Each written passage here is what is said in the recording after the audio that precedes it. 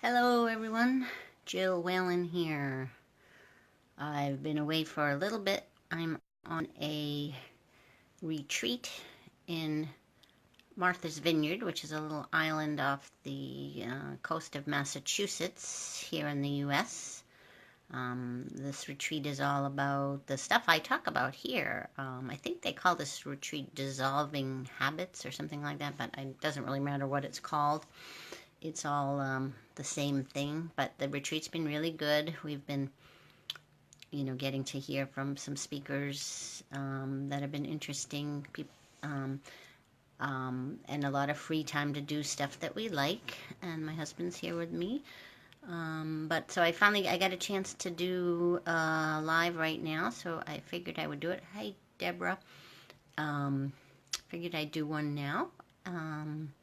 And last night I was listening to something. There's a guy called Tony Parsons from England. He's not Three Principles, but I really like what he talks about because it's all about the self, and about the illusion of me, the illusion of ourself.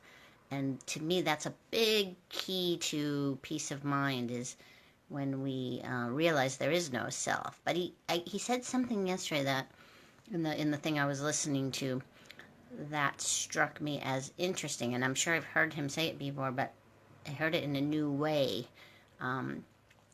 You see, when we're born, we don't really have a self, right? We're just like a dog or a cat or any kind of animal that's just living, right? Like nature, even trees. We just, we're born. We don't have all kinds of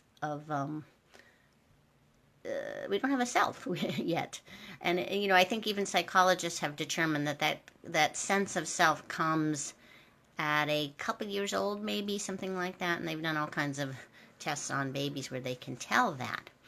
But the birth of the self, when it comes, is actually the birth of self-consciousness, meaning we become aware of ourself, of a self. We become aware of a self, and we start selfing, selfing, selfing, and that is, being and pretending that we are this self.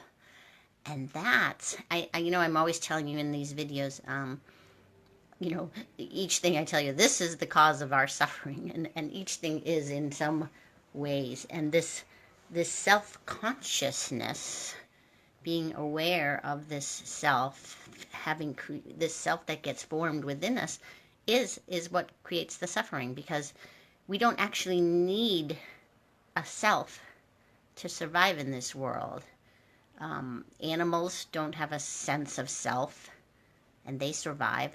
It's all, they're programmed to survive, and we are too. We don't need a sense of self to survive and to know what to do and to learn and to do what needs to be done. We don't need this sense of self, and yet we have it, and we get it when we're babies, and it's being self-conscious, being aware of a self. So we also use that term self-consciousness or being self-conscious, especially people with anxiety. A lot of it is that what we think of traditionally as self-consciousness, wondering what other people think of us. We spend so much time thinking about ourselves, ourself, that we're so wrapped up in that, and that's what's giving us the feeling of anxiety. And the funny thing is that self is self-created. It's us doing self. There's really no such thing as a self. It's just an energy that's contracted that creates a sense of self, to create self-consciousness. So I really don't have much more to say on it other than that. Something to consider, and let me know what that might mean to you as you ponder it a little bit. And I will talk to you next time. Bye.